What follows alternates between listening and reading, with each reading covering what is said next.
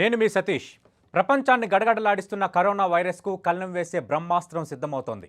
దీన్ని రూపుమాపే టీకాలు ప్రయోగ దశలో సత్ఫలితాలనిస్తున్నాయి. ఇందులో ఆక్స్ఫర్డ్ విశ్వవిద్యాలయం అభివృద్ధి చేసిన ప్రతిష్టాత్మక టీకా క్లినికల్ పరీక్షలు విజయవంతమైనట్లు శాస్త్రవేత్తలు ప్రకటించారు. మరోవైపు తమ టీకా వచ్చే నెలలో అందుబాటులోకి వస్తుందని రష్యా కూడా ప్రకటించింది. ఇటు భారతదేశంలో అభివృద్ధి చేస్తున్న కోవాక్సిన్ టీకా మొదటి దశ క్లినికల్ ట్రయల్స్ దేశంలో వివిధ చోట్ల ప్రారంభమయ్యాయి. దీంతో కరోనా వైరస్ను తుదిముట్టించే రోజులు దగ్గర పడ్డాయన్న ఆశలు చిగురిస్తున్నాయి. ఇక ఆక్స్ఫర్డ్ టీకా మొదటి దశ ప్రయోగాల కింద బ్రిటన్లో 5 ఆసుపత్రుల్లో 18 నుంచి 55 ఏళ్ల మధ్య ఉన్న 1077 మందిని ఆరోగ్యవంతులకు ఇచ్చారు. దీనివల్ల వారిలో బలమైన యాంటీబాడీ టీ కణాలు విడుదలయ్యాయి. టీకా ఇచ్చాక 56 రోజుల వరకు ఈ ప్రతిస్పందనలు కొనసాగాయి. ఈ వైరస్ నుంచి ఏళ్ల తరబడి రక్షణ పొందడంలో టీ కణాలు కీలకం. వైరస్ను నిర్వీర్యం చేసే యాంటీబాడీలు అలాగే పరీక్షార్థుల్లో గుర్తించదగ్గ స్థాయిలో ఉత్పన్నమయ్యాయి.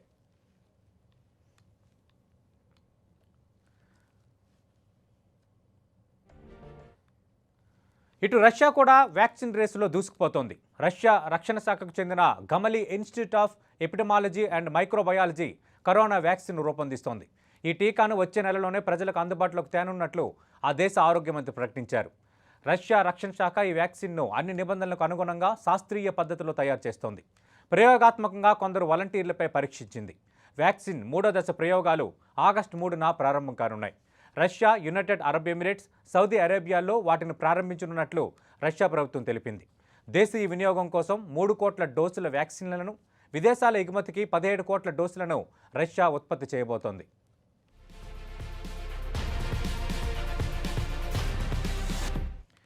ఇటు వ్యాక్సిన్ను సాధ్యమైనంత త్వరగా అందుబాటులోకి తీసుకురావాలని భారత్ కూడా కృషి చేస్తోంది. Bharat Biotech, Serum Institute, Zydus Cadila, Panacea Biotech, Indian Immunologicals, Mynvax వంటి ఇండియన్ కంపెనీలు వ్యాక్సిన్ వేటలో ముందున్నాయి.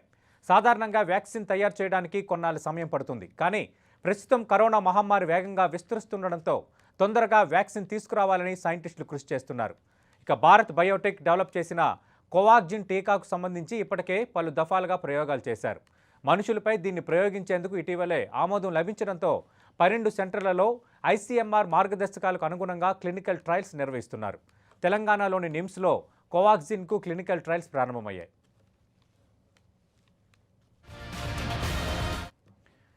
ఇక కరోనా మహమ్మారి విలయం సృష్టిస్తున్న వేళ ఫార్మా కంపెనీలు గుడ్ న్యూస్ను మోసుకొచ్చాయి. ఆక్స్ఫర్డ్ యూనివర్సిటీ ప్రయోగాలు చేస్తున్న వ్యాక్సిన్ సత్ఫలితాలను ఇస్తున్నట్లు ప్రకటించింది. ఇక రష్యా వచ్చే నెలలోనే టీకా వస్తుందని చెబుతోంది. ఇక ఇండియాకు చెందిన భారత్ బయోటెక్ కూడా ఆగస్టు 15 వరకే టీకా తీసుకొస్తామని ప్రకటించింది. ఏ టీకా ఎప్పుడొచ్చినా ప్రపంచ మానవాళి మొత్తం అది గుడ్ న్యూస్ అవుతుంది. ఇదే అంశంపై ఇవాళ మిడ్ డే డిబేట్ ప్రస్తుతం చర్చలో పాల్గొంటున్నారు ప్రముఖ వైద్య నిపుణులు డాక్టర్ లక్ష్మీ లావణ్య గారు, అలాగే సిసిఎంబి శాస్త్రవేత్త డాక్టర్ ఎంవి జగన్నాథం గారు డిబేట్లో జాయిన్ అవుతున్నారు. రైట్ జగన్నాథం గారు, మనకు తెలుసు చాలా రోజుల నుంచి ఒకటే చర్చ ప్రపంచవ్యాప్తంగా, ఒకటే సమస్య ప్రపంచవ్యాప్తంగా.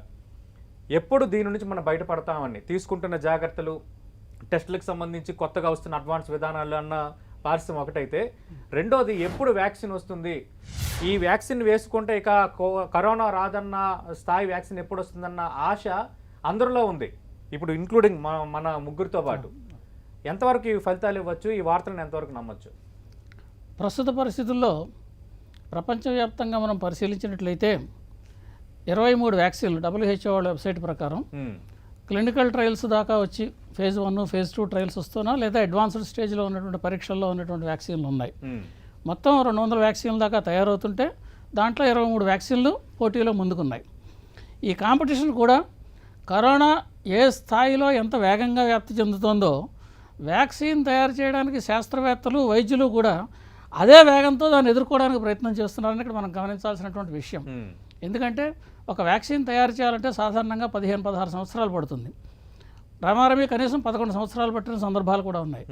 అటువంటి పరిస్థితుల్లో కరోనాకి వ్యాక్సిన్ కనుగొనడానికి కోసం అని చెప్పి 18 నెలలు వాళ్ళు వ్యవధిగా పెట్టుకుని దీంట్లో ఎక్కడా సేఫ్టీకి రాజీ పడకుండా, ఎఫికసీకి రాజీ పడకుండా ఉండే విధంగా వ్యాక్సిన్ తయారు చేయాలనేటువంటి ఈ పోటీ. ఇది చాలా కష్టమైనటువంటి విషయం. కారణం ఏంటంటే, మనం రెగ్యులేటరీ అఫైర్స్ నుంచి పర్మిషన్ తీసుకురావాలి అంటే దాంట్లో త్వరగా తీసుకురావచ్చు, మీరు టైం కుదించవచ్చు. కానీ బయలాజికల్ రెస్పాన్స్, ఒకసారి మీరు వ్యాక్సిన్ ఇచ్చిన తర్వాత బయలాజికల్ రెస్పాన్స్ ప్రాపర్గా లేనిదే మనం ఏం చేయలేం. కాబట్టి బయలాజికల్ రెస్పాన్స్ ఎంత అవసరం అవుతుందో అంత టైం, అంటే 28 రోజులు. ఈ సందర్భంగా దీంట్లో కనీసం మొదటిసారి మనం ప్రయత్నం చేయాలంటే 14 రోజుల్లో కొంత అవగాహన వస్తుంది. తర్వాత 28 రోజుల్లో మరొక పరీక్ష చేయడానికి సరిపడా అవకాశం వస్తుంది. అటువంటి పరీక్షలు జరిపినటువంటి ఇప్పుడు మీరు చెప్పినటువంటి ఆక్స్ఫర్డ్ యూనివర్సిటీలో తయారు చేస్తున్నటువంటి వ్యాక్సిను, దాన్ని ప్రయోగాలు చేయడం వల్ల ఇప్పుడు మనకు తెలిసిన విషయం ఏమిటంటే ఇది టీ సెల్స్ని ఉత్పత్తి చేస్తోంది. కావాల్సిన హ్యూమరల్ రెస్పాన్స్, అంటే ఇప్పుడు 2 రకాలైనటువంటి రెస్పాన్స్లు ఈ వ్యాక్సిన్ నుంచి ఆశిస్తున్నారు. ఆశించేది ఏమిటంటే ఒకటి హ్యూమరల్ రెస్పాన్స్, రెండవది సెల్ మీడియేటెడ్ రెస్పాన్స్. అంటే 2 రకాలుగా మన శరీరంలో రోగనిరోధక శక్తిని పెంచడం కోసం అని చెప్పి ఈ వ్యాక్సిన్ యొక్క లక్ష్యం. ఈ లక్ష్యంలో వాళ్ళు చేసినటువంటి ప్రయోగాల్లో తెలిసిన విషయం ఏమిటంటే హ్యూమరల్ రెస్పాన్స్ మీరు అన్నట్టుగా 56 రోజుల దాకా కూడా హ్యూమరల్ రెస్పాన్స్, అంటే 2 క్లినికల్ ట్రయల్స్ 28, 56 రోజులు అంతవరకు హ్యూమరల్ రెస్పాన్స్ ఉంది. దీంతో పాటుగా టీసెల్ రెస్పాన్స్ కూడా వస్తుంది. మరొక ముఖ్యమైన విషయం ఏంటంటే టీ కణాలు అంటే ఏంటి, అసలు కరోనాకి టీ కణాలకి లింక్ ఏంటి? టీ కణాలు అంటే ఇప్పుడు ఏదైనా ఒక ఫారిన్ బాడీ మన శరీరంలోకి ప్రవేశించింది అనుకోండి, మన శరీరం దాంతో యుద్ధం చేయడానికి, మన రోగనిరోధక శక్తిని పెంచడానికి ఈ టీ సెల్స్ అనేటువంటి ఉంటాయి. ఇవి ఇమ్యూనిటీని పెంచేటటువంటి కణాలు. టీ సెల్స్, బి సెల్స్ అని కణాలు ఉంటాయి. ఈ టీ సెల్స్ ఇమ్యూనిటీని పెంచుతాయి. ఇమ్యూనిటీని పెంచడానికి సరిపడా సిగ్నల్స్ ఇస్తాయి. హ్యూమరల్ రెస్పాన్స్ అన్నాను కదా, హ్యూమరల్ రెస్పాన్స్ అంటే ఏంటంటే మనం వ్యాక్సిన్ ఇచ్చినప్పుడు కొన్ని కణాలను తయారు చేస్తాయి. వీటిని యాంటీబాడీస్ అంటాం.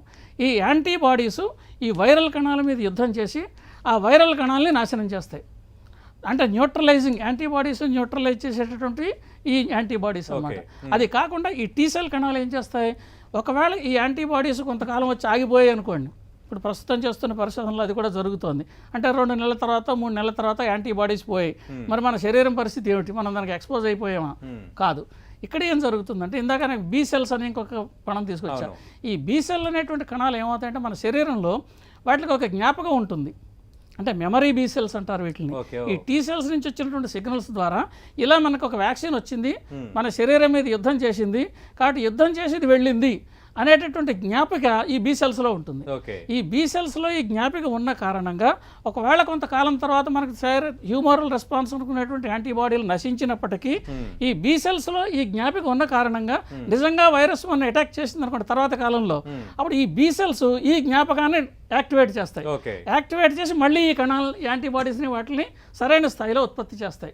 ఆ రకంగా మన శరీరంలో ఉండేటటువంటి రోగనిరోధక శక్తి అప్రమత్తం అవుతుంది. ఈ టీకాల వల్ల జరిగేటటువంటిది మనం ఊహించేటటువంటి లబ్ధి మన టీ సెల్స్లోంచి తయారు కావడం, తర్వాత బీ సెల్స్ని అప్రమత్తం చేసి ఒకవేళ నిజంగా అవి తగ్గినప్పటికీ కూడా ఇది ఈ బీ సెల్స్ తిరిగి టీ సెల్స్ని మన టీ సెల్స్ని లేదా యాంటీబాడీస్ని తయారు చేసేటువంటి ఉత్పత్తిలో మన శరీరాన్ని ఉంచడమే టీకాల యొక్క లక్ష్యం.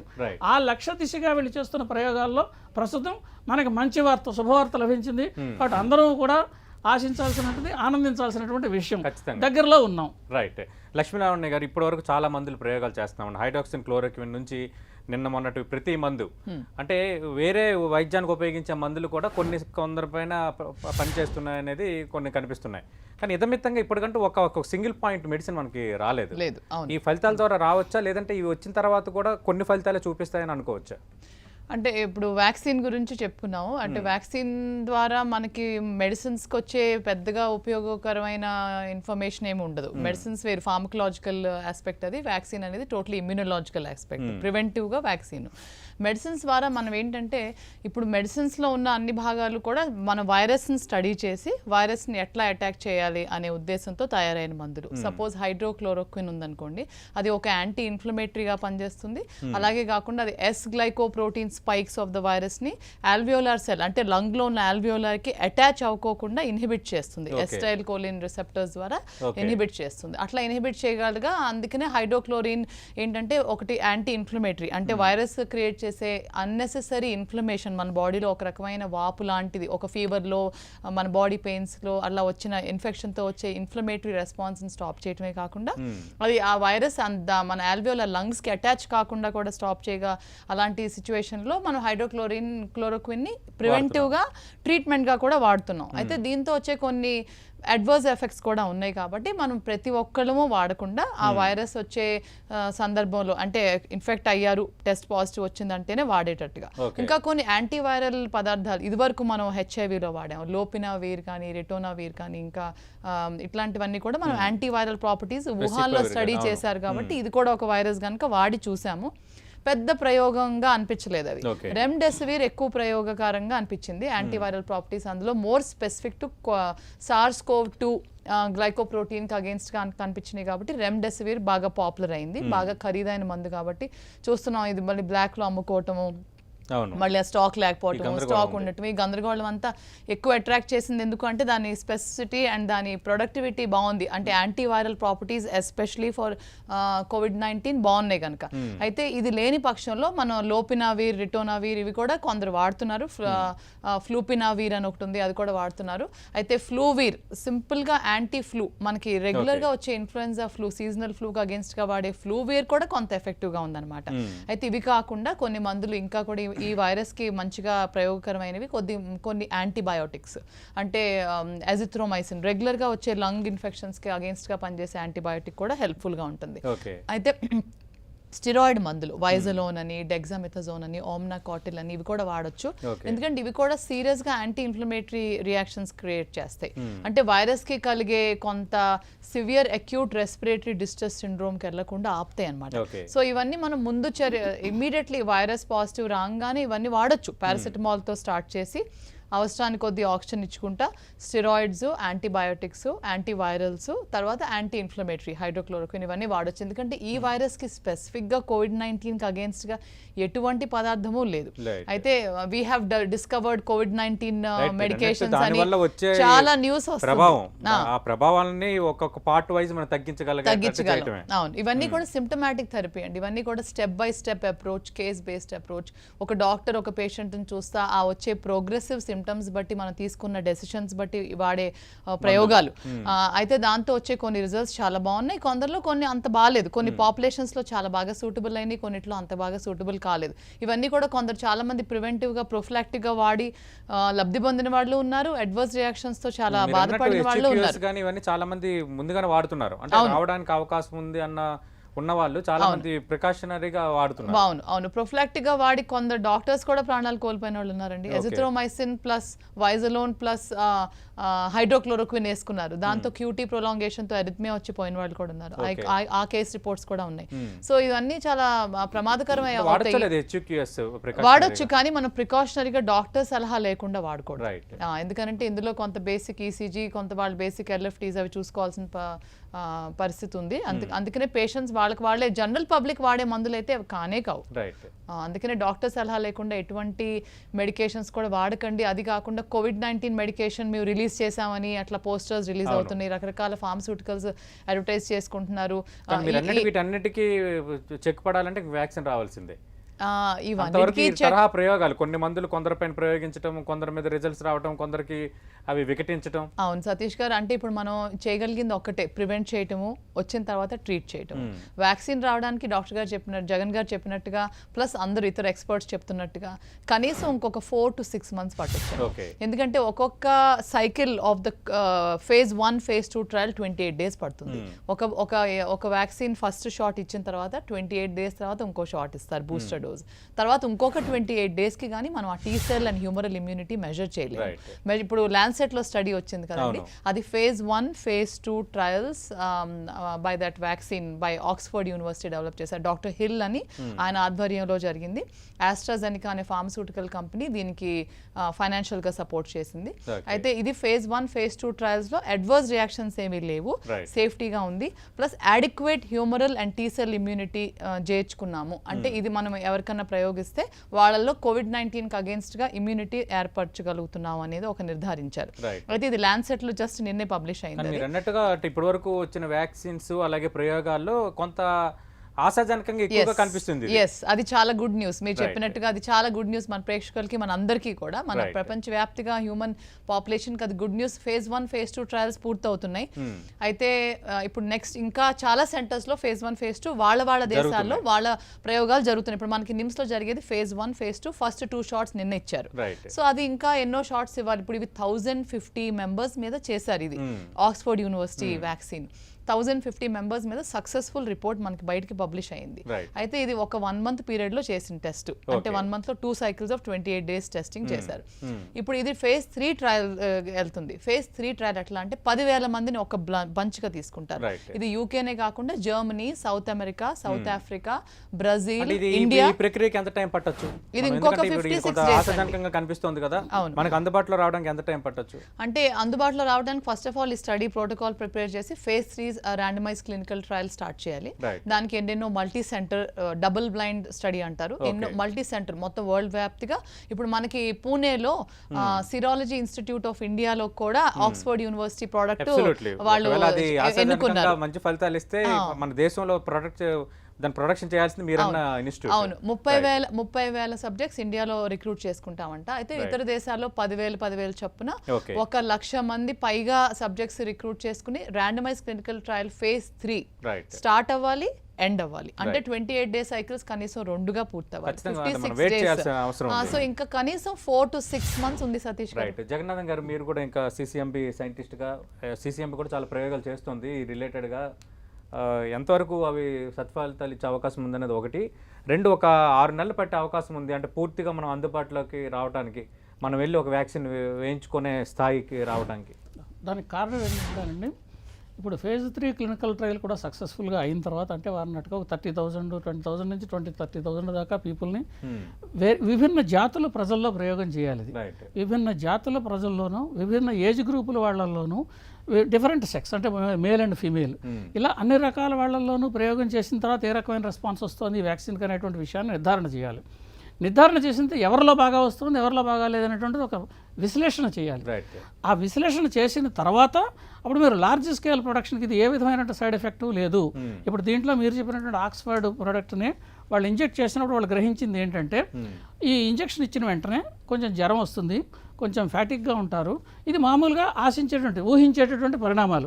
అంటే వ్యాక్సిన్ ఇచ్చినప్పుడు ఈ రకమైనటువంటి పరిణామాలు మనం కూడా చిన్నప్పుడు వ్యాక్సిన్ తీసుకున్నప్పుడు జ్వరం రావడం, జ్వరం వచ్చింది. ఇప్పుడు దీనికి కూడా ఆ రకమైనటువంటి జ్వరము, ఫ్యాటిక్ రావడము, అంతకు మించి వేరే ఇతరత్ర ఏ విధమైనటువంటి సైడ్ రియాక్షన్స్ లేని విషయాన్ని గమనించారు. ఇప్పుడు ఈ 3వ స్థాయి పరీక్షలు జరిగిన తర్వాత, దాని తర్వాత వీటిని విశ్లేషణ చేసిన తర్వాత భారీ స్థాయి ఉత్పత్తి జరగాలి.